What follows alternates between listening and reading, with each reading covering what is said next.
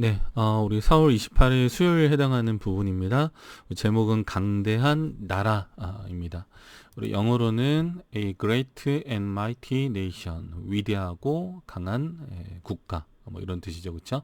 네, 우리 나라라고 하는 개념이 실제로 나오게 된 게 우리 뭐 아브라함 때에 거의 근접합니다. 그 시절부터라고 할 수 있는 거죠.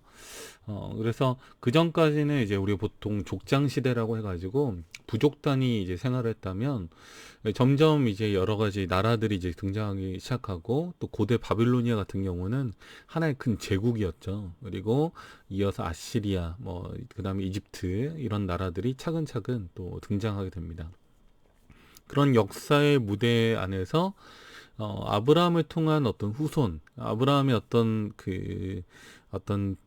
을 통한 백성, 약속의 백성이 이제 구성됐을 때 과연 그 여러 가지 문명의 틈바구니 안에서 어떤 제국들의 어떤 그 틈 안에서 과연 생존하고 살아남을 수 있을 것인가, 이게 상당히 어려운 일이죠. 그러니까 아브라함에게 아들을 주신다고 하는 약속 자체도 사실은 되게 믿기 어려운 것이었지만 아브라함을 통해서 한 나라를 이루시겠다고 하는 것은 굉장히 사실 어려운 또 부분이 있었습니다. 근데 결과적으로 이 아브라함을 통해서 구성하고자 하는 나라는 약간 특성이 다르잖아요. 그러니까 하나님이 주인 되시고 하나님의 통치를 받는 하나의 백성이 되는 것입니다. 그러니까 이런 국가는 이 전 세계에서 전무후무한 것이죠. 그래서 어떤 하나님의 통치권을 인정하면서 그 통치권, 하나님의 통치권을 바탕으로 국가의 모든 제도와 이런 것들이 운영되는 그런 나라.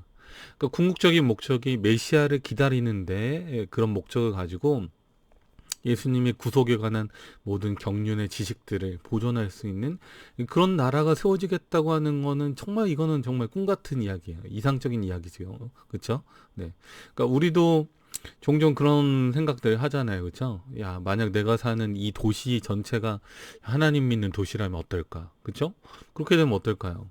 우리 안식일 날 되면은 올 수도 야, 다 쉬자. 다 쉬고 같이 예배드리러 가고 그다음에 만나는 모든 사람들이 그리스도인의 가치관으로 살고 그다음에 모든 어떤 법이나 규칙이나 이런 것들이 성경의 어떤 수준, 양심의 수준을 바탕으로 만들어지고 그런 나라가 있다면 어떨까요? 예, 이런 나라가 있다면 어떻게 보면 전 세계에서 주목하지 않을까요? 예. 야, 진짜 이게 성경의 말씀을 기초로 운영되는 나라가 있구나. 아마 지금 이 당시 현 시대에도 그런 나라가 있다면 아마 많은 주목을 받을 것 같습니다.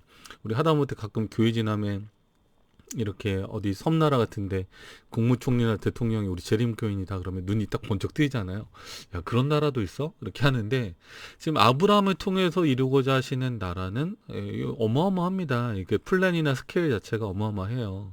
그러니까 나라라고 하는 게 뭐 애들 장난이 아니잖아요. 어떤 그 나라를 형성하는 법이 있어야 되고 충분한 수의 어떤 국민이 있어야 되고 다른 나라로부터 그 나라를 지키려고 하는 어떤 방어력도 이제 만들어져야 되고 그쵸?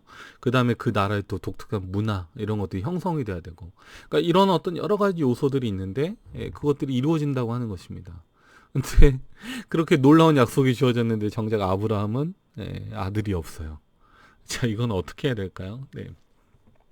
그러니까 이게 지금 우리 재림교회 상황하고도 비슷합니다. 재림교회 우리 여러분 각 교회를 보면 물론 이제 큰 교회들도 있겠지만 그 큰 뭐 몇십만 명 되는 인구의 도시에 딱 교회 딱 딸랑 하나 있는데 뭐 성도 수는 뭐 30명, 40명 이렇게 됐을 때 이 교회를 통해서 이 도시를 변화시킬 것이다. 이렇게 만약 그런 약속이 주어졌다면 여러분은 과연 순종할 수 있을까요? 네, 그걸 믿을 수 있을까요? 네.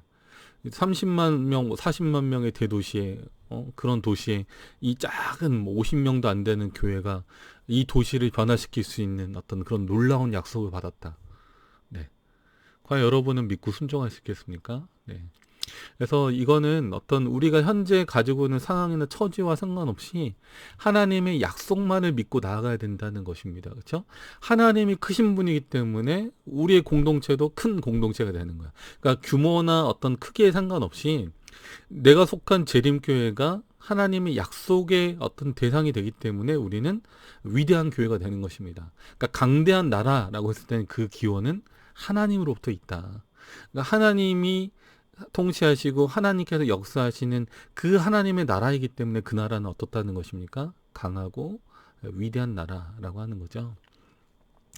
그러니까 우리 현 시대에 아마 이런 나라 거의 없을 겁니다. 지금 이스라엘이 이제 그런 어떤 그 하나님의 나라를 표방하고는 있지만 실제로 그 현실을 보면 정말 힘들어요. 그렇죠? 네.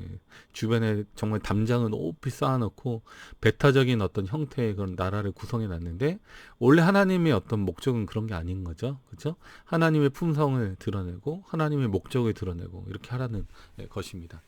네, 제가 앞부분 좀 설명이 길었는데요. 우리 교과 내용 좀 보겠습니다. 그래서 그를 강대한 나라로 만들겠다고 말씀하셨다. 그래서 우리 여느 시대도 보면 정말 하나님을 신실하게 믿는 그 한 사람이 있는 곳에 뭐 20명 또는 100명의 믿음의 사람들이 있을 것이다라고 하는 이제 그런 약속들이 있잖아요.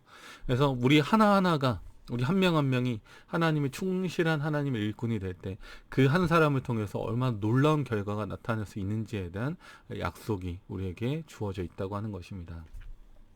심지어 여기 이제 아브라함의 아내는 이미 아이를 가질 수 없는 나이가 됐다라고 했어요. 그러니까 이게 이제 아마 아브라함이 결혼을 늦게 했을 수도 있고요. 그러니까 이미 어느 정도 나이가 든 상태에서 결혼을 했기 때문에 아이를 가질 수 없는 그런 어떤 나이, 그런 형편에 처해 있을 수 있는 거죠. 그래서 아브라함도 그렇고 아내 사라도 그렇고 이미 아이를 가지는 것에 대해서는 더 이상 생각지 않는. 나중에 그래서 하나님이 아이가 생긴다고 했을 때 사라가 웃잖아요. 그래서 사라의 이름도 원래 사레였다가 사라로 바뀌었는데 사라라는 말이 웃음이란 뜻이잖아요. 그러니까 너무 사실 말이 안 되는 이야기를 하니까 웃은 것입니다. 그러니까 그 정도의 형편이었는데 하나님께서는 분명하게 다시금 약속을 해주신다고 하는 거죠. 때때로 우리도 정말 불가능하게 보이는 어떤 여러 현실의 벽 앞에서 좌절하고 주저하기보다는 하나님께서 이 교회를, 이 재림교회를 이 도시 안에, 이 어떤 마을 안에 두신 이유가 뭘까? 우리를 통해서 대체 하나님께 이루시고자 하는 것은 무엇일까? 약속을 믿고 담대하게 좀 나아갈 필요가 있습니다. 그렇죠? 도무지 이 교회 안에 단 한 명의 침례자도 나올 것 같지가 않은데, 도무지 생산성이 없어 보이는 교회인데 과연 이 교회를 통해서 어떤 일이 일어날 수 있을까라고 생각했다면 바로 이 아브라함에게 주어진 약속을 통해서 우리도 좀 희망을 가졌으면 좋겠습니다. 그래서 바랄 수 없는 중에 바랬던 믿음이 바로 아브라함의 믿음이었죠. 그래서 영문 교과에서는 이 부분을 quite a promise to a man. 자, 지금 우리 한글 교과에서는 그냥 아브라함의 아내는 그래서 주어를 아내라고 해놨지만 우리 영문 교과에서는 그 지금 이 약속의 대상이 아브라함이에요. 아브라함, man, to a man. 아브라함이라는 사람, 근데 그 사람 어떤 사람이냐? 여자하고 결혼했어요. 어떤 여자? 이미 아이를 낳을 수 있는 시간이 지난, 그러니까 이미 출산기가 지난 아내와 결혼한 바로 그 사람 아브라함에게 주어진 약속이라는 것입니다. 그래서 아브라함의 입장에서 이것이 얼마나 허망하고 사실은 그걸 언급한다는 것 자체가 자신의 아내 사라를 미안하게 만들 수 있는 상황일 수도 있었기 때문에 아브라함이 이거를 구태여 막 드러내놓고 주장하기도 사실 어려웠어요. 예, 상당히 부담을 주는 거죠. 그래서 야, 우리 하나님께서 이 약속을 주셨는데 지금 아이를 우리 낳아야 되는데 어떻게 하지? 그 말을 들을 때마다 어떨까요? 예. 이거를 내가 해야 된다고 생각하면 너무 부담스러운 것입니다. 아브라함도 그렇고 사라도 그렇고 이미 내가 지금 아이를 못 가진 지가 한참 됐는데 내 어떤 능력으로 안 된다는 걸 알고 있는데 이 약속이 주어졌다는 것은 무슨 의미일까요? 하나님께서 그것을 성취하시고 이루신다는 것입니다. 즉 우리 편에 있어서의 어떤 능력이나 소망이 아니라 하나님께서 그것을 하신다라고 하는 하나님 편에 있어서의 약속의 확신을 바탕으로 한 명령이다, 약속이다라고 기억하시면 좋겠습니다. 그래서 우리 여러분들이 하나님의 사람이 되시면 하나님께서 그 약속을 성취하시고 이루실 것이다. 다만 우리 편에서 할 수 있는 것은 흔들리지 않은 믿음과 하나님께 대한 전적인 신뢰, 그리고 우리가 해야 될 매일의 의무들을 다하는 것이 필요하다라고 하는 것입니다. 히브리서 11장 1절 2절 보면 믿음은 바라는 것들의 실상이요 보지 못하는 것들의 증거니 선진들이 이로써 증거를 얻었느니라 라고 했습니다.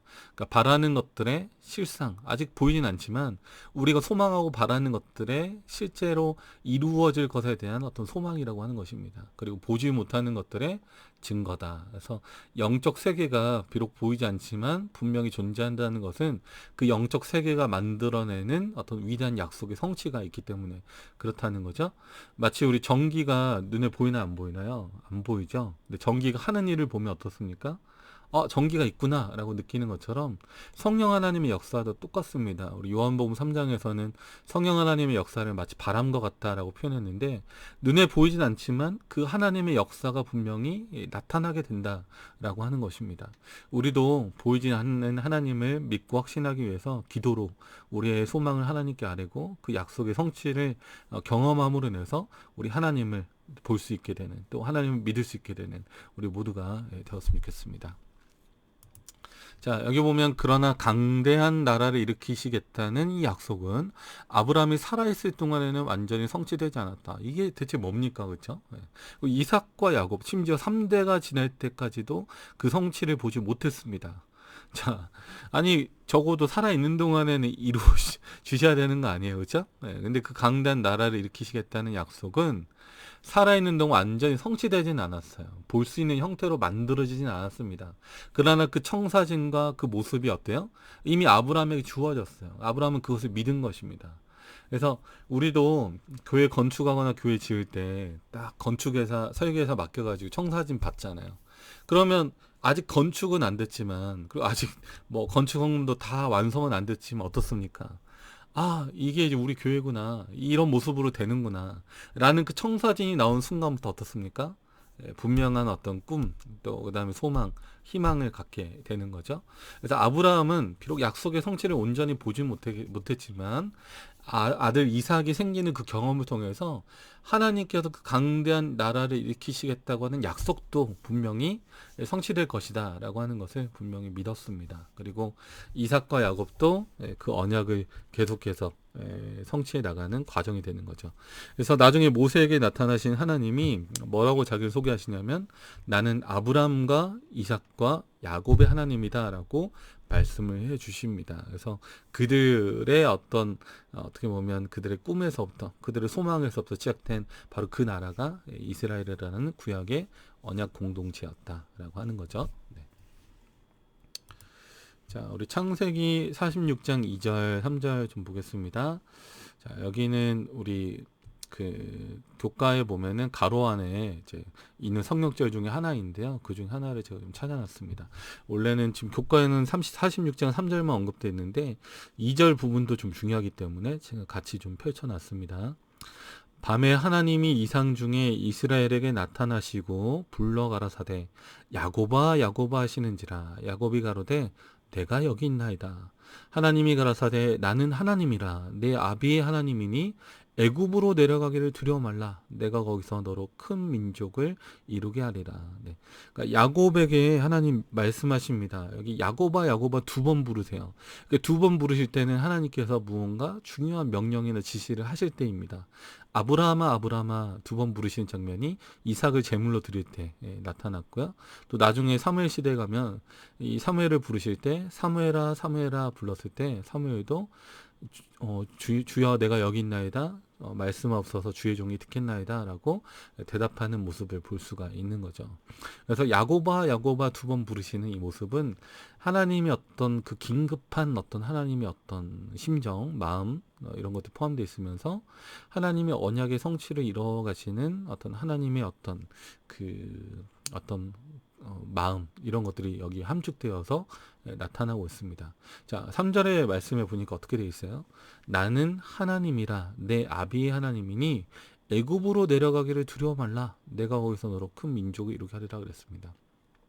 자, 애굽이라는 땅은 어떤 땅인가요? 네. 이미 아브라함이 2번이나 왔다 갔다 했었고요. 그렇죠? 이삭도 한번 왔다 갔다 했었고. 그러니까 어려움이 생길 때마다 갔던 땅입니다. 근데 갔을 때마다 별로 좋은 기억은 없었어요. 아브라함도 자신의 누이이자 아내였던 사라를 2번이나 뺏길 뻔했었고요. 그다음에 이삭도 마찬가지 실수를 똑같이 저지릅니다. 그렇죠? 그러니까 이집트라는 그 고대 문명이 워낙 발달하고 큰 문명이었기 때문에 그냥 거기 가기만 해도 좀 위축이 되는 거예요. 야, 이 무슨 강대한 나라, 강대한 나라예요. 가면은 우리는 진짜 뭐 한줌 재같이 아무것도 아닌 존재같이 느껴지는 그런 제국의 어떤 문화가 이집트 당시 문명이었기 때문에 되게 두려웠던 것입니다. 근데 이제 요셉이 애굽의 총리를 하고 있음에도 불구하고 야, 과연 이 가나안 땅에서 벗어나서 애굽으로 내려가는 게 맞는가? 이런 어떤 그런 두려움이 있을 때 하나님께서 명령하시기를 두려워 말라. 내가 거기서 너로 큰 민족을 이루게 하리라라고 명령해 주신다는 거죠. 여기도 그래서 아까 우리 나왔던 내용처럼 하나님께 우리의 방패가 되어주신다라고 말했을 때도 두려워 말라. 아브라함에게 약속해 주셨던 것처럼 야곱에게도 여전히 두려워 말라. 내가 거기서 너로 큰 민족을 이루게 하겠다라고 말씀해 주십니다.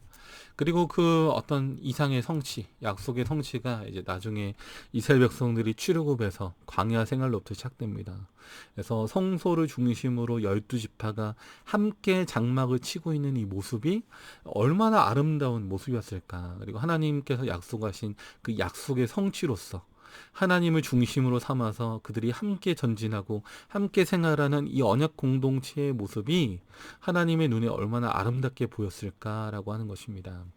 오늘 우리가 사는 이 시대에도 동일합니다. 그렇죠? 우리는 교회 중심적으로 살아야 합니다. 하나님의 성소를 중심으로 이스라엘 백성들이 각 장막을 치고 그들이 그 성소를 중심으로 모든 삶의 어떤 나아가고 멈추고 이런 것들을 결정했던 것처럼 우리도 교회의 어떤 사역 시간표와 같이 가야 돼요. 우리 1년 사업계획서가 나오면 그렇죠? 아, 이번 달에는 교회가 이런 계획이 있구나. 그리고 우리 교회가 올해는 목표가 이런 목표가 있구나. 그걸 같이 따라가야죠. 그렇죠? 그래서 여러분들이 이스라엘 백성들처럼 순종하는 마음으로 아, 하나님의 이 놀라운 구원의 계획, 사역의 계획에 내가 함께 순종해서 나아가는 그런 모습이 있을 때, 그렇게 연합된 하나님의 공동체가 있을 때 그 교회는 그 지역사회에 막대한 영향력을 미칠 수 있다라고 하는 것입니다. 그래서 그 모든 약속은 하나님께 주셨고 그 약속의 성취를 이루어가는 것은 바로 우리가 해야 될 또 사명과 의무가 있다는 것을 기억하면 좋겠습니다. 네, 우리 그 수요일 페이지 아랫부분에 좀 있는 내용입니다. 왜 하나님께서는 아브라함의 후손으로부터 특별한 나라를 세우기를 원하셨는가? 자, 왜 하필이면 아브라함의 후손이냐라고 하는 거죠. 여호와께서는 특정한 인종으로 이루어진 또 하나의 국가를 하시기를 원하셨는가? 이 나라는 무슨 목적을 이루기 위해 세워졌는가? 다음 성경절들을 읽고 답을 기록해 보라라고 되어 있습니다. 자, 대체 무슨 목적을 이루기 위해 세워졌는가?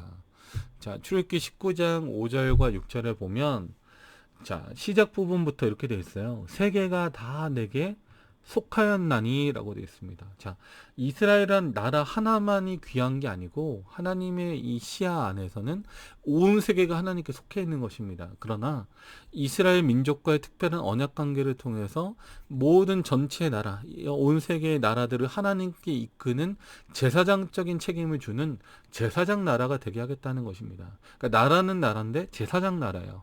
자, 제사장은 어떤 역할을 하죠? 네, 죄인을 하나님 앞에 세우는 그 중간 역할, 중보자 역할을 하는 게 제사장입니다. 그러니까 제사장은 그런 영적인 책임을 가진 사람이에요. 그러니까 죄의 문제를 해결하기 위해서 죄인을 하나님 앞에 세우는 사람인 것입니다. 예. 그렇다면 이스라엘 나라는 어떤 의미에서 있어야 선택을 받은 것입니까? 네, 영적인 의미에 있어서 그들이 어떤 모든 이 인간 나라, 세상 나라들을 하나님께 인도해서 하나님을 섬기는 하나님의 어떤 품성과 원칙을 이해하는 하나님의 어떤 이 구원의 대상이 되는 나라들로 만들어야 된다는 그런 사명을 받게 된 거죠. 네. 자, 이사야 60장 1절부터 3절 보면 일어나라 빛을 발하라 이는 내 빛이 이르렀고 여호와의 영광이 내 위에 임하였음이니라. 보라 어두움이 땅을 덮을 것이며 캄캄함이 만민을 가리우려니와 오직 여호와께서 내 위에 임하실 것이며 그 영광이 내 위에 나타나리니 열방은 내 빛으로 열왕은 비치는 내 강명으로 나아오리라. 자, 여기 이 영광이란 단어를 어떻게 이해하느냐가 굉장히 중요합니다. 이스라엘 백성들은 이 영광을 높아지는 걸로 이해했어요. 아, 이스라엘 나라가 전 세계 위에 엄청 높아지는구나. 근데 그 하나님의 영광의 개념은 그런 게 아니죠. 하나님의 영광은 낮아지는 것입니다. 겸손하게 섬기는 것입니다. 그러니까 이스라엘에게 요구한 것은 다른 나라들 위에 어떤 교만해서 뛰어난 그런 어떤 우쭐대는 나라가 되라는 게 아니고 겸손한 마음으로 모든 민족들을 복되게 하는 그런 섬김과 겸손의 마음을 가진 나라가 되라는 것이고, 예수님을 신실하게 섬기는 그 모습을 통해서 하나님을 드러내고 나타내라는 뜻이었습니다. 그렇게 될 때 열방은 내 빛으로, 열왕은 비치는 내 강명으로 나아오리라 라고 선언해 주신 것입니다.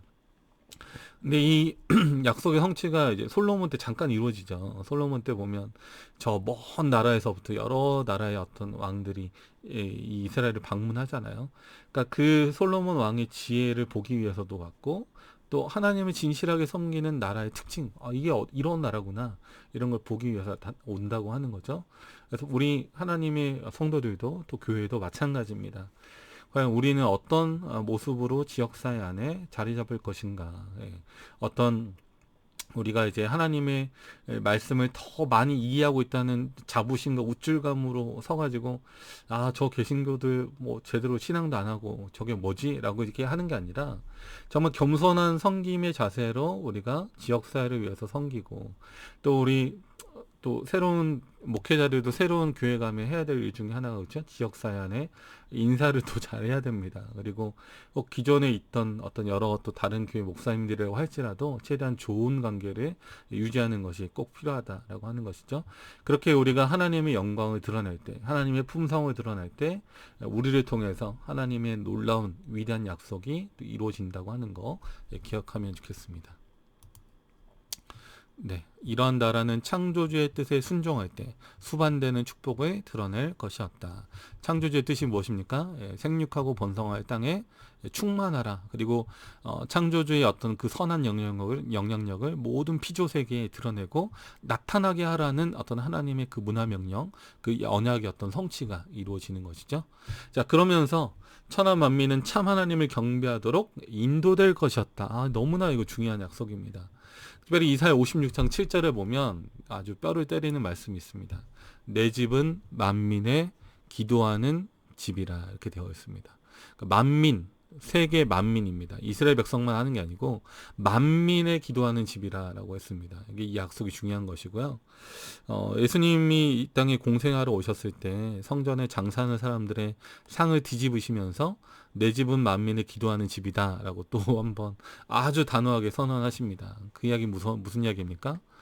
우리끼리 먹고 살기 바빠서 우리의 이기심과 잘못된 욕망과 탐욕과 쾌락으로 하나님의 성전을 가득 채워서 마치 우리 교회를 그냥 다 잘 단장하고 좋게 하고 우리끼리만 잘 살자, 행복하자, 이게 아니라는 거죠. 내 집은 만민의 기도하는 집이고, 우리의 선한 영향력은 우리 교회의 지경을 넘어서서 그 밖으로 확장될 필요성이 분명히 있다라고 하는 것입니다. 자, 나의 삶 속으로 좀 보시겠습니다. 하나님께서 이스라엘을 통해 이루시려고 했던 일과 오늘날 교회를 통해 이루시길 원하시는 일 사이에서 어떤 유사점을 발견할 수 있을까요? 라고 하는 것입니다. 이게 실물교훈 290페이지를 좀 참고해서 써놨는데요. 이거 지금 이 질문을 영문교과에서는 좀 이렇게 해놨습니다. Can you see any parallels? 당신은 어떤 유사점을 볼 수 있는가, 그렇죠? Between what the Lord wanted to do through Israel. 이스라엘 통해서 이루고자 하셨던 일과 그리고 현재 우리의 교회를 통해서 이루고자 하는 일 사이의 유사점을 볼 수 있는가? 만약 그렇다면 어떤 것들이 있는가? 먼저 베드로전서 2장 9절의 말씀을 살펴보자라고 되어 있습니다. 자, 베드로전서 2장 9절. 우리 뭐 너무 잘 아는 말씀인데요. 오직 너희는 택하신 족속이요 왕 같은 제사장들이요. 여기 또 나오잖아요. 아까 우리 그 출애굽기 19장에도 보니까 제사장 나라라고 했는데 여기 또 뭐라고 되어 있습니까? 너희는 택하신 족속이요. 왜 선택했느냐? 왕 같은 제사장이고 거룩한 나라이기 때문에. 제사장 나라. 우리도 제사장 나라인 것입니다. 그러니까 베드로 전서는 이 신약에 있는 하나님의 교회에게 주어진 말씀이잖아요. 아브라함의 후손으로 구성되었던 이스라엘이라는 언약 공동체뿐만 아니라 예수님이라는 분을 통해서 형성된 또 하나의 새로운 언약 공동체인 교회 역시도 똑같은 명령을 받고 있다는 것입니다. 우리는 어떻게 해야 될까요? 우리를 어두운 데서 불러내어 우리의 암흑 같은 처절한 어떤 그런 처지에서 불러내서 그의 기이한 빛에 들어가게 하신 자의 아름다운 덕, 그분의 품성과 그분의 사랑과 그분의 어떤 자비하심을 전 세계, 온 세계에 선전, 나타내야만 한다고 하는 그런 명령을 우리가 받고 있다는 것입니다. 자, 이런 하나님의 명령을 우리가 이해한다면 우리 역시도 하나님의 사랑과 그 희생, 영광을 나타내는 사람들이 되었으면 좋겠습니다. 자, 여기 이제 실물교훈 290페이지를 참고해보라 라고 되어 있고, 이제 우리 교과에서도 역시 그냥 가로 안에 실물교훈 290페이지만 적어놨는데, 실물교훈 290페이지에 보면 이런 말씀이 있습니다. Through the teaching of the sacrificial service Christ, 예수 그리스도의 희생적인 봉사를 가르치는 것을 통하여, 그렇죠? 그걸 통하여서 모든 나라들이 예수 그리스도를 바라보고 살 수 있도록, 살아날 수 있도록, 구원을 얻을 수 있도록 해야 한다. 끌어올려야 한다는 것이죠. 그래서 우리가 해야 될 기별, 전해야 될 기별은 무엇이냐? sacrifice, 희생입니다. 희생. 그분의 희생과 섬김이에요. 저는 그래서 이 부분이 어쩌면 이번 과의 핵심 사항이지 않나라고 좀 생각을 해봅니다. 그래서 희생, 그분의 어떤 희생과 섬김의 모범, 어떤 그런 모습이 우리에게 있어서 얼마나 큰 위대한 소망이 되는가입니다. 그래서 하나님께서 우리를 위해서 해주신 일, 우리를 위해서 행하신 십자가의 놀라운 사역에 대해서 우리가 기념하고 가르치고 전달하는 바로 그 일이 오늘날 교회가 해야 할 가장 중요한 사명이다라고 하는 것입니다. 자, 적용입니다. 그대의 매일의 삶 속에서 하나님의 품성을 드러내 보이는 방법은 무엇일까요? 입니다. 자, 어떤 게 있을까요? 네, 실물교훈 418페이지. 하나님께서는 우리에게 물질로서 궁핍한 자들을 도와주기를 요구하실 뿐만 아니라 우리의 쾌활한 모습과 희망을 주는 말과 친절한 악수로 도와주기를 요구하신다라고 되어 있습니다. 자, 이런 거 돈 하나도 안 듭니다. 그렇죠? 물질로서 도와주는 것도 중요하지만 우리의 쾌활한 모습과 희망을 주는 말과 친절한 악수로 도와주기를 요구하신다라고 말씀해 주셨습니다. 그래서 매일의 삶 속에서 우리가 이렇게 하나님의 품성을 드러내는 하나님의 백성들이 되길 바랍니다. 자, 영감의 교훈입니다. 자, 강대국이 되었을 히브리 민족, 만일 히브리인들이 그들의 의무에 성실했을 것 같으면, 제일 슬픈 말이죠. 뭐했을 것 같으면 그들은 세상에서 하나의 강대국이 되었을 것이다. 너무 슬픈 단어예요. 되었을 것이다. 그쵸? 그분의 빛과 진리는 그들을 통하여 드러나게 되고 그들은 모든 형태의 우상 숭배보다 그분의 정부가 우수하다는 것을 보여주는 하나의 예증으로서 그분의 현명하고 거룩한 통치 아래 우뚝 서 있게 되었을 것이다. 그러나 그렇게 하지 못했다는 것입니다. 자, 이런 슬픈 역사는 성경에 여러 번 반복되어서 나타나 있어요. 사사 시대 때 보면 삼손의 모습은 어떤가요? 삼손은 하나님의 사사로 선택받았지만 태어날 때부터 나시린으로 태어났지만 그에게 얽매였던 여러 가지 약속과 어떤 그런 사실들을 끊어내버리고 싶었죠. 결국에는 하나님을 완전히 놓치게 됩니다. 사사기 16장 28절 보면 두 눈을 빼고 그 물레방아를 돌리면서 조롱받고 있는 이 삼손이 하나님께 드리는 기도입니다. 삼손이 여호와께 부르짖어 가로되 주 여호와여 구하옵나니 나를 생각하옵소서. 하나님이여 구하옵나니 이번만 나로 강하게 하사 블레셋 사람이 나의 두 눈을 뺀 원수를 단번에 갖게 하옵소서 하고 이렇게 비참한 처지에 가서야 그때서야 정신이 바짝 든 것입니다. 그렇죠? 하나님의 언약을 우리가 무시하고 세상의 탐욕과 쾌락을 쫓아갈 때 얼마나 우리가 망가질 수 있는지를 보여주는 것이죠. 특별히 두 눈을 뺐다는 이야기는 우리가 유혹과 쾌락에 넘어가면 세상을 제대로 볼 수 있는 안목이 사라진다라는 의미도 되는 것입니다. 근데 삼손의 기도 보면 참 슬퍼요. 이번만 나로 강하게 하사라고 기도하고 있습니다. 어쩌면 하나님과의 관계가 멀어져 버린 우리도 종종 이런 기도를 드리고 있지는 않으신가요? 하나님, 제가 솔직히 요즘 신앙은 잘 못하고 있는데 하나님 이번 한 번만 좀 도와주시면, 그러니까 이런 기도를 우리가 많이 한다는 거죠.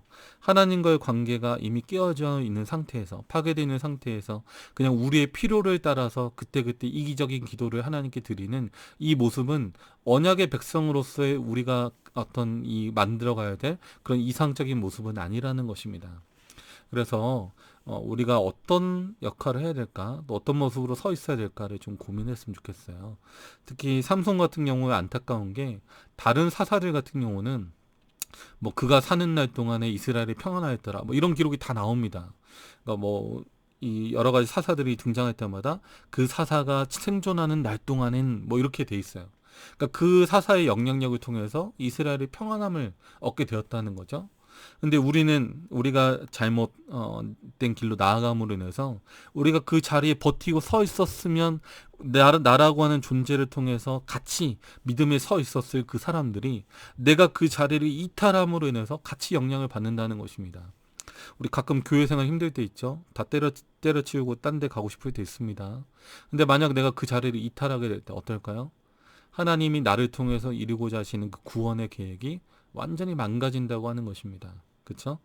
예, 그래서 특히 뭐 일반적인 우리 평신도뿐만 아니라 목회자의 사명은 더 크다고 할 수 있습니다. 평생 동안 사역하고 목회했던 목회자, 그리고 그를 통해서 수많은 사람들에게 침례를 주고 영혼을 인도했던 목회자가 마지막에 잘못된 길로 가게 될 때 그 부정적인 영향은 너무나 큰 것입니다.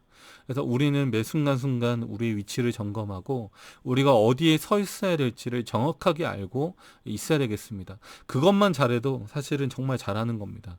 자기가 해야 될 위치, 역할, 이것만 우리가 버티고 서 있어도 참 고마운 거예요.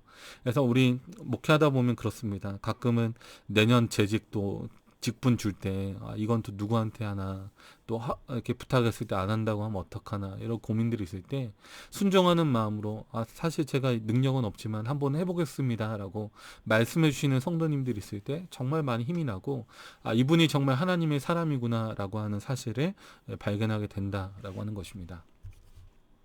자, 이스라엘은 그렇게 하질 못했죠, 그렇죠? 이스라엘은 마치 열매 없는 무화과 나무 같았습니다. 예수님이 공생의 사역 기간에 시장하셔서 배가 고프셔서 무성한 잎사귀가 있는 무화과 나무 앞에 가셨지만 열매는 하나도 없었던 것처럼 마치 이스라엘의 모습이 열매 없는 무화과 나무 같았다고 하는 것입니다.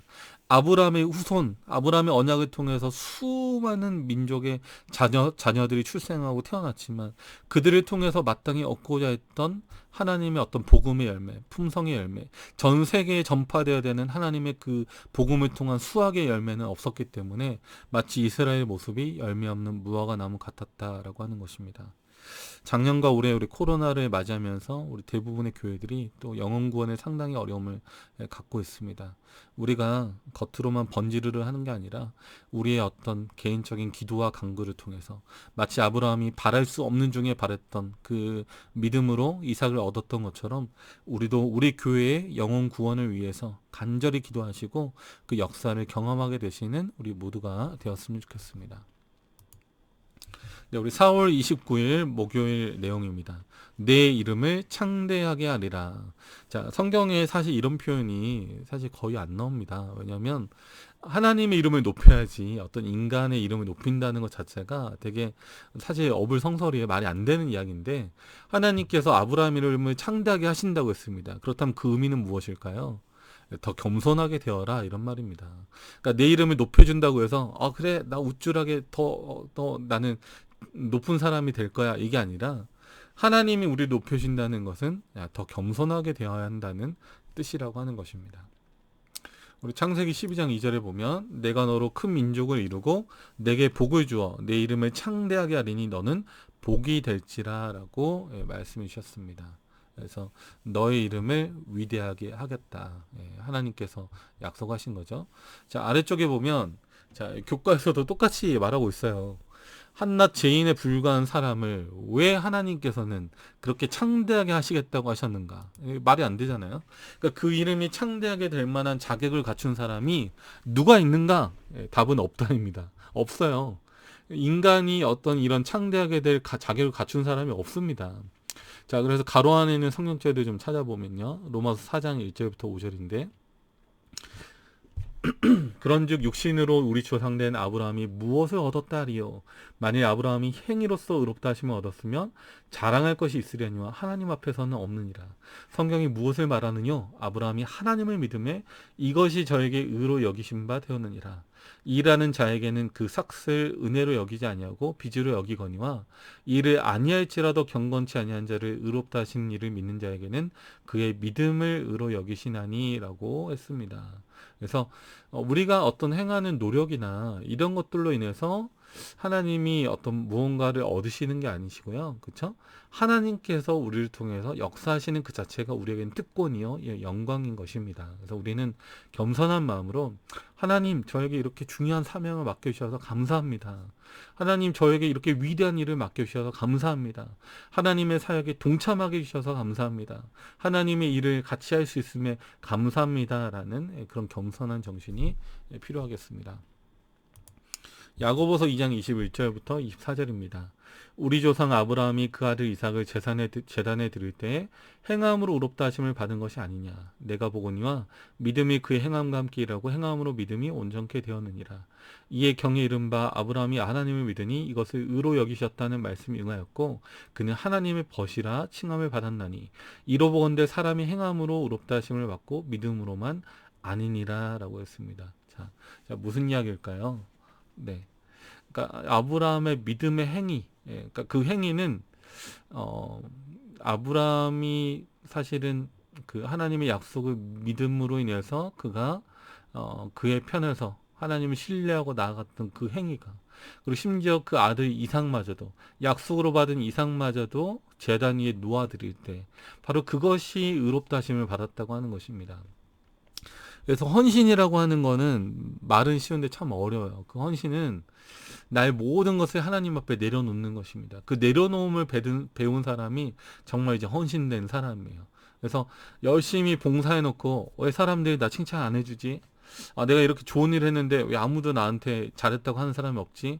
이건 진짜 헌신이 아닌 것입니다. 헌신은 일을 해놓고도 내가 마땅히 이걸 해가지고 어떤 칭찬이나 어떤 뭐 높임을 받을 만한 그런 어떤 마음을 안 가지고 하는 것, 그렇죠? 그래서 마땅히 해야 될 일을 했을 뿐이다라고 하는 마음으로, 그리고 하나님께서 내게 주신 것이 너무 많기 때문에 나는 그것에 대한 반응으로 보답으로 한 것이다라고 하는 그런 마음이 진정한 헌신이라고 할 수 있습니다. 그래서 아브라함이 이삭을 어떻게 제단에 드릴 수 있었습니까, 그렇죠? 이삭을 누가 주셨기 때문에? 하나님이 그 아들 이삭을 주셨기 때문에 주신 분도 하나님이시요 취하신 분도 하나님이시니 오직 하나님이 영광 받으시옵소서라고 하는 마음으로 이 일을 했다라고 하는 것입니다. 네. 그러니까 어떤 면에 있어서는 좀 불평할 수도 있어요. 줬다가 어떻게 뺐냐고 할 수 있잖아요. 근데 다시 넉넉하게 주실 분인 것을 우리가 알기 때문에 그렇게 한다는 것입니다. 그래서 우리가 종종 그럴 때 있어요. 저도 예전에 좀 부끄러운 이야기지만 건축원금 할 때 좀 차를 이렇게 팔아가지고 건축원금 할 때도 있었는데 결국 하나님께서 그 이상으로 채우시는 부분을 경험하게 됩니다. 그래서 제가 그때도 건축원금 하느라 제 차 팔아가지고 이렇게 했는데 그때 제가 또 자취해가지고 자취방이 좀 필요했거든요. 근데 우리 그 당시 제가 다녔던 그 사역했던 교회 집사님께서 어떻게 아시고 또 이게 그 자취방을 제공해 주셔서 1년 동안 제가 또 편안하게 지낼 수 있었는데, 그러니까 하나님은 절대 우리를 손해보게 하시는 분이 아니시고요. 우리를 늘 약속해 주시고 또 채우시는 분이시다. 기억하면 좋겠습니다. 자, 여기 보면 믿음으로 약속을 받은 아브라함, 그가 겸손하게 하나님을 나타내면 나타낼수록 하나님은 영광을 받으신다. 반면에 인간의 교만은 하나님이 그 사람을 어떻게 한다고요? 쓸 수 없게 만들어 버린다. 교만한 사람은 절대 하나님이 사용할 수 없습니다. 아무리 능력이 많다 하더라도 교만한 사람은 주님이 쓸 수가 없으십니다. 그래서 우리가 교회에 출석한 지 얼마 안 된 초신자를 너무 일찍 직임을 맡기다 보면 그 직임으로는 시험이 드는 경우도 생긴다고 하는 거죠. 그래서 충분히 믿음으로 그 사람이 검증된 후에 직분도 주어져야 하고, 또 교회 특별히 뭐 집사나 장로 직분도 마찬가지입니다. 그렇죠? 그래서 신중하게 그런 일들을 행해야 될 것에 대해서 성경은 이야기하고 있습니다. 자, 이사야 91장 14절입니다. 하나님이 가라사대 저가 나를 사랑한즉 내가 저를 건지리라. 저가 내 이름을 안즉 내가 저를 높이리라. 이게 이제 하나님의 법칙입니다. 우리가 겸손하면 하나님이 우리를 들어 쓰십니다. 우리가 하나님 앞에 낮아지면 낮아질수록 그분은 우리를 높이 들어서 사용하신다는 사실을 기억하면 좋겠습니다. 자, 우리 목요일 이제 아래 페이지인데요. 그쵸? 네. 창세기 11장 4절과 창세기 12장 2절을 비교해보라. 지금 사실은 성경책 읽지도 않아도 지금 이제 무슨 장면인지는 분명합니다. 자, 어떤 장면일까요? 뒤에 이제 창세기 12장은 아브라함이고요. 창세기 11장은 여러분 너무나 잘 아시는 사건이죠? 네, 어떤 사건입니까? 네, 바로 바벨 사건입니다. 또 말하되 자, 성과 대를 쌓아 대꼭대기를 하늘에 닿게 하여 우리 이름을 내고 온 지면에 흩어짐을 면하자 하였습니다. 자, 여기 같은 경우는 어떻습니까? 예, 우리가 우리 이름을 내자. 우리 스스로 뭔가 우리 업적을 통해서 우리 어떤 노력을 통해서 우리 이름을 내보자라고 하는 게 바벨 사건이었다면 창세기 12장 2절은 오히려 하나님께서 우리를 높여서 들어 쓰시는 내용입니다. 자, 창세기 11장이 이 바벨 정신은 사단의 정신이기도 하죠. 이사야 14장 13절에 보면 이 사단의 어떤 이 마음의 표현입니다. 내가 내 마음에 이르기를 내가 하늘에 올라 하나님의 뭇별 위에 나의 보좌를 어떻게 한다? 높이리라. 내가 북극 지폐의 산 위에 자정하리라. 바로 이 교만의 정신이 하늘에 있어서 큰 죄의 시작이 되었기 때문에 우리는 이 교만이라고 하는 것은 특히나 더 조심을 좀 해야 되겠습니다. 그래서 사단이 타락하게 된 배경에 교만이라고 하는 죄가 있었다. 그리고 노홍수 이후에 하나님의 백성들이 하나님의 명령을 순종하기보다 오히려 바벨탑을 쌓아서 하나님께로부터 그 물의 심판, 홍수를 면해보려고 했던 어떤 자신들의 위대함과 자신들의 이름을 스스로 내고자 했던 이 시도가 얼마나 사실은 말도 안 되는 어리석은 시도였는지를 우리가 생각해 보자라고 하는 것입니다. 반면에 창세기 12장 2절에는 내가 너로 큰 민족을 이루고 내게 복을 주어 내 이름을 창대케 한다라고 했습니다. 그러니까 이게 이제 창세기 그 창조 당시에 선언했던 복이죠. 그러니까 생육하고 번성하여 땅에 충만하라라고 했던 게 하나님의 축복이었잖아요. 그러니까 그 하나님의 영향력, 선한 영향력과 하나님을 주인으로 삼는 하나님과 함께 동행하는 사람들의 번성, 하나님의 사람들의 역사, 영향력 이런 것들이 온 땅에 충만하게 하겠다는 하나님의 약속이 아브라함을 통해서 나타나게 된다라고 하는 것입니다. 자, 우리 속에서 벌어지는 이 대쟁투에 어떤 일이 일어나는지에 대해서 천사와 인류는 우리를 뭐하고 있다? 지켜보고 있다. 우리는 온 우주의 구경거리가 되었습니다. 과연 이 교만의 정신은 어떤 결과를 보여주고 또 겸손의 정신은 어떤 결과를 내는지에 대해서 온 우주는 아주 신중하게 지켜보고 있다라고 하는 것입니다. 자, 그러므로 여호와께서 아브라함에게 그 이름을 창대케 하리라고 하신 말씀은 세상 사람들이 소위 이름을 떨친다는 개념과는 사뭇 다른 의미를 지니고 있었음이 분명하다. 선한 품성, 믿음, 순종, 겸손, 남을 사랑하는 것 등 하나님이 보시기에 이름이 창대케 되는 특성들은 세상 사람들이 생각하는 그 창대케 된다는 개념과 다르다. 아까 우리 이전에 봤던 영광이라는 말 자체가 그렇죠? 개념이 아예 다른 것처럼 창대케 한다라는 이 말도 개념이 아예 다르다는 것입니다.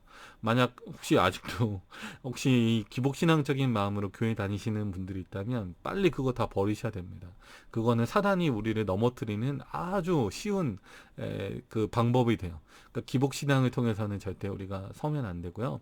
하나님 우리에게 약속하신 건 무엇이냐? 그렇죠? 세상적인 위대함, 세상적인 창대케한 이런 게 아니라 우리의 선한 품성과 믿음과 순종과 겸손, 남을 사랑하는 것에 있어서의 어떤 창대케하는 어떤 하나님의 역사를 우리가 보게 될 것이다 라고 하는 것입니다. 그래서 우리 각 가정에서 좀 그런 교육을 많이 시키셔야 할 것 같아요. 그렇죠? 우리 엘리자베스 세핑 선교사가 썼던 바보야 성공이 아니라 섬김이야 라는 책도 있는데 그 말이 딱 맞는 것 같아요. 성공이 아니라 섬김이야. 이 어떤 가치관, 이 세계관을 우리 어렸을 때부터 잘 또 가르칠 필요가 있겠습니다.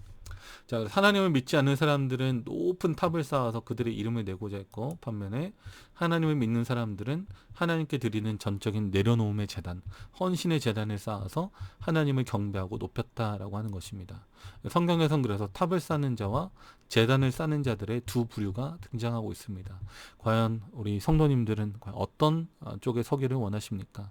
탑을 쌓아서 내 이름, 내 명예, 내 부의 탑 이걸 통해서 나를 드러내길 원하시나요? 아니면 겸손하게 하나님께 제단, 매일의 제단과 예배를 통해서 하나님을 높이고 우리가 그분의 앞에서 온전히 내 자신을 내려놓음으로 인해서 변화되길 원하는 그런 사람이 되길 원하십니까?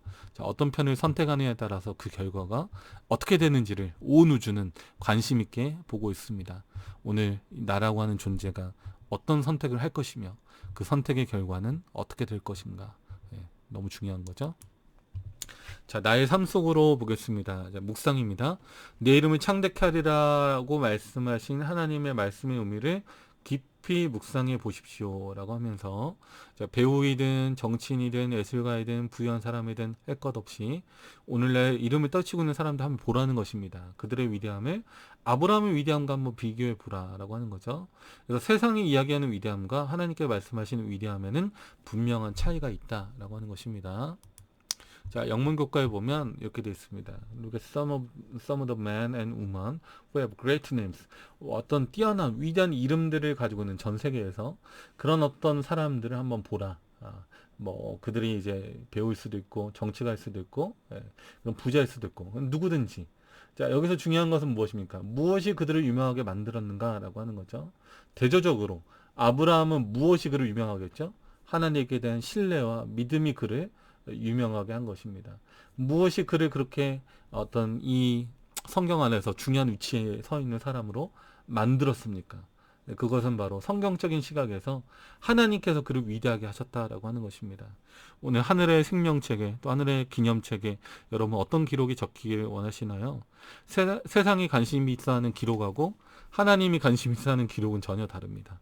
오늘 우리가 누군가에게 친절하게 하나님의 말씀을 전달하고 우리가 어려운 사람들 도와주었던 그런 모든 기록들이 하나님이 가장 중요하게 보시는 하나님의 관점에 있어서의 중요합니다. 기억하면 좋겠습니다.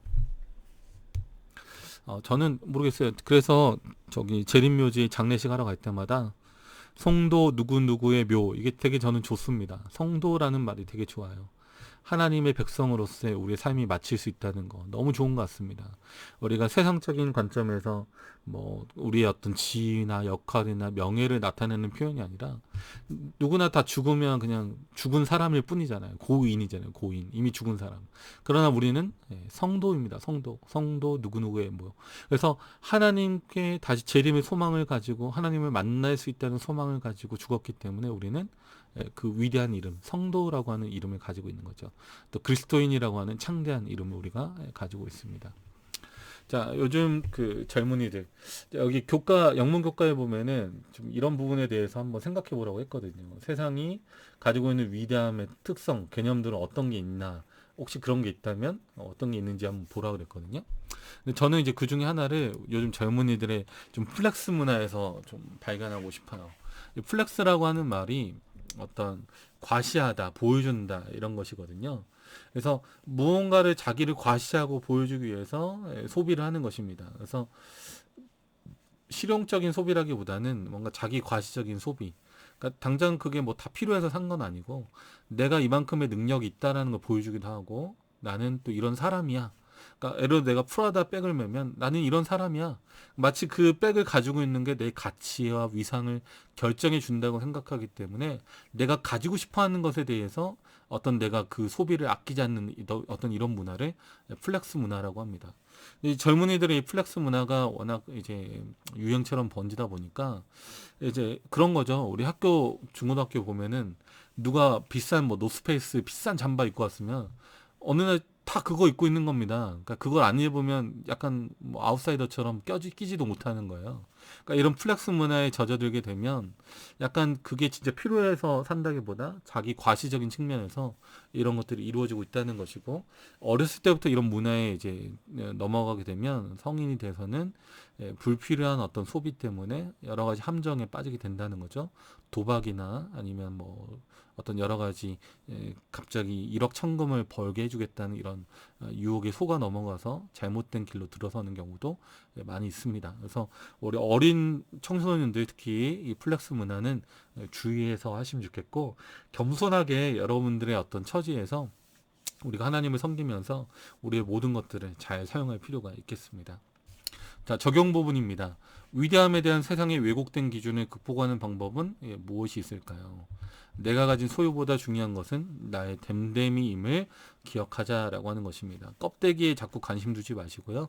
나의 속마음, 나의 됨됨이, 나의 품성 여기에 집중하는 우리 모두가 되었으면 좋겠습니다. 자, 영감의 교훈입니다. 번영과 창대함에 대한 약속. 당대의 사람들에게 특별히 소중했던 자손의 번영과 국가적 위대함에 대한 약속이 아브라함에게 주어졌다. 내가 너로 큰 민족을 이루고 내게 복을 주어 내 이름을 창대케 하리니 너는 복의 근원이 될지라. 이것에 더하여 그 믿음의 후사에게는 다른 모든 것보다 귀중한 보증, 곧 그의 혈통에서 세상의 구세주가 나시리라는 다음과 같은 보증이 주어졌다.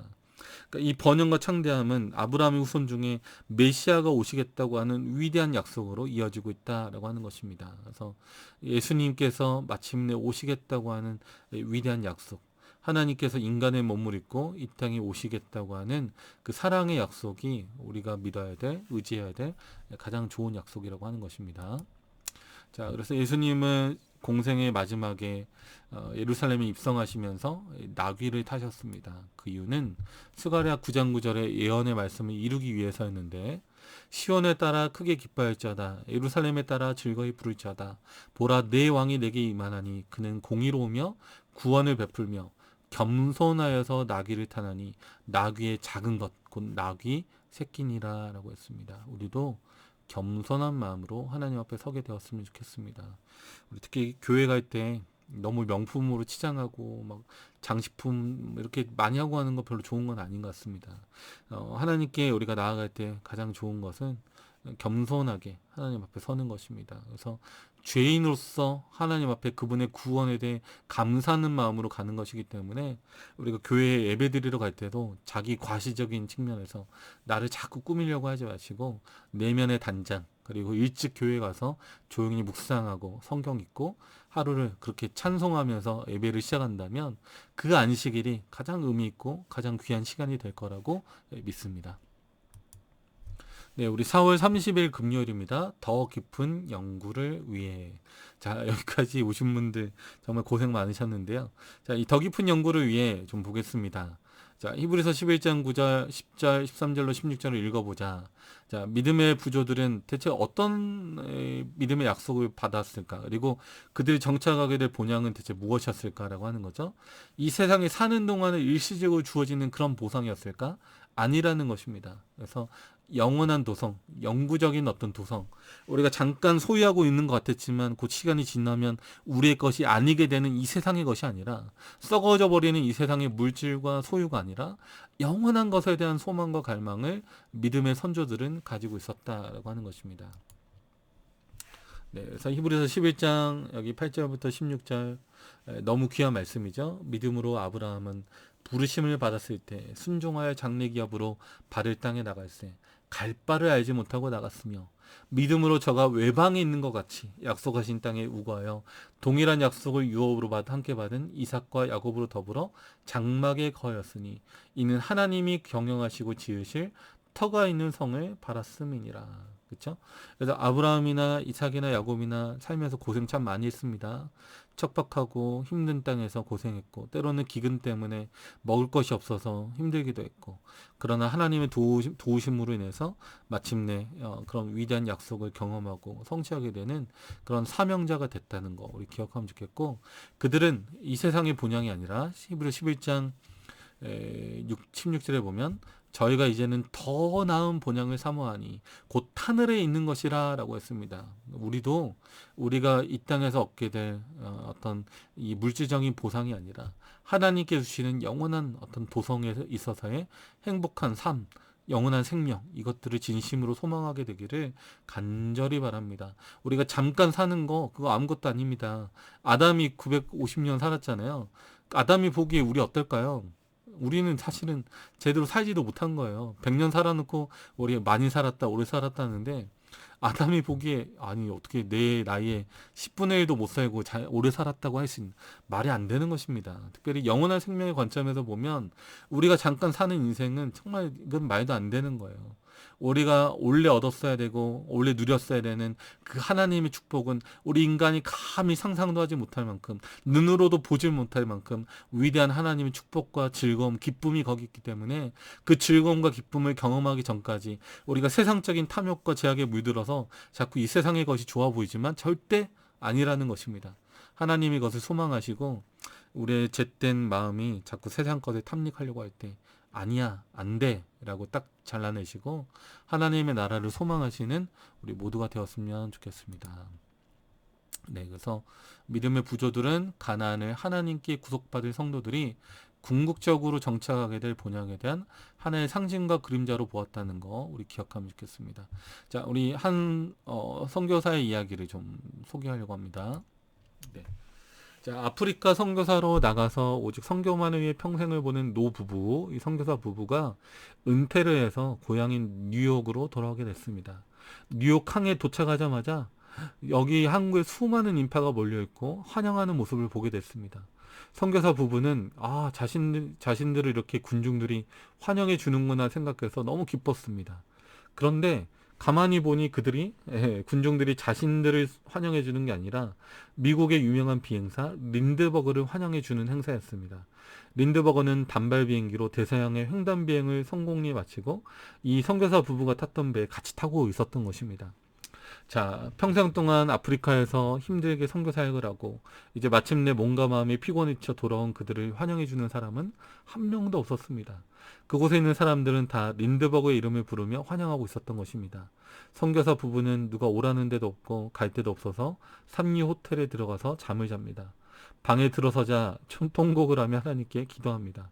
하나님, 저희는 아프리카 오지에 가서 복음 증거로 한평생을 보내고 돌아왔는데 환영 나온 사람 아무도 없습니다. 근데 겨우 대서양을 비행기로 횡단한 린드버그를 위해서는 전 뉴욕 시민이 환영하고 있으니 이럴 수가 있습니까? 하나님을 위해 한평생 복음 전함에 고생하였던 것에 대해 아무런 보상도 받지 못한 이 처지에 대해서 서운함을 표현했습니다. 그때 이 노부부의 귀에 하나님의 음성이 들려왔습니다. 재밌습니다. 그렇죠? 얘들아, 린드버그는 고향에 돌아왔지만 너희는 아직 고향에 돌아오지 않았잖니? 너희들이 고향에 돌아올 때에는 린드버그가 환영받는 것과는 비교도 안 된단다. 그때는 너희를 환영하기 위해 천국의 천사들이 나팔을 불고 먼저 천국에 와 있던 사람들이 모두 마중 나올 것이며 내가 직접 너희들의 손을 잡고 인도할 것이다. 그때까지만 참고 기다리거라. 어떻게 여러분 좀 이 소망이 힘이 되십니까? 네. 우리가 이 세상에서 어떤 내가 한 일의 수고의 보상을 얻으려고 하면 지치고 힘들 수밖에 없습니다. 좌절하고 낙담되겠죠? 그러나 하나님께 주시는 그 위대한 보상, 하늘의 보상을 소망하시고 믿음으로 오늘도 또 내일도 또 이번 주도 한 달도 그렇게 전진하게 되기를 바라겠습니다. 자, 핵심적인 토의를 위해입니다. 자, 새하늘에 관하여 하나님께서 허락하신 약속은 그리스도인 삶의 개인적인 경험에 어떤 영향을 미쳐야 하는가입니다. 자, 이 위대한 약속은 어떤 영향을 우리에게 주어져야 할까요? 마태복음 5장 5절 온유한자는 복이 있나니 저희가 땅을 기업으로 받을 것이다. 그래서 하나님의 나라를 바라보는 자는 첫째 마음이 온유해야 한다는 것입니다. 자, 고린도서 4장 17절 18절 우리가 잠시 받는 환난을 경한 것이 지극히 크고 영원한 영광에 중한 것을 우리에게 이루게 함이니 우리의 돌아보는 것은 보이는 것이 아니요 보이지 않는 것이니 보이는 것은 잠깐이요 보이지 않는 것은 영원함이니라. 그래서 이 세상 것이 전부라고 생각하면 우리가 지금 막 주어진 시간을 다 우리의 쾌락과 재미로 보내야 되겠죠. 근데 영원한 삶을 바라보고 사는 삶이라면 이 세상에서의 삶은 어떻게 할까요? 영원한 삶으로 가는 하나의 과정, 단계이기 때문에 이 세상에서 우리는 충분히 하나님의 뜻을 펼치고 평생 동안 우리가 누군가에게 인정을 받지 못한다고 하더라도 묵묵하게 우리의 자리를 지키면서 하나님의 역할, 하나님의 어떤 그 사랑을 전달해야 될 필요가 있다라고 하는 것입니다.